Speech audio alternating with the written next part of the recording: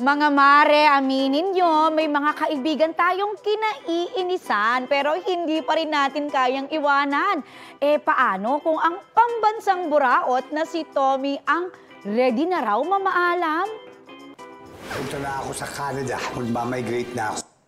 Sa upcoming episode ng Pepito Manaloto, tuloy ang kwento. Ni-reveal ni Tommy, played by Ronnie Henares, na lilipad na siya pa Canada. Sa departure announcement, marami ang natuwa.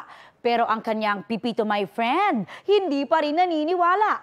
For the sad naman ang girlfriend niyang si Mara na mukhang magre-resign sa PM Mineral Water. O anong hatol yung mga kabalita? Tunay kaya itong pamamaalam ni Tommy? O isa na namang scam? Bukas na yan malalaman sa Saturday Feel Good sitcom pagkatapos ng Daig Kayo ng Lola Ko.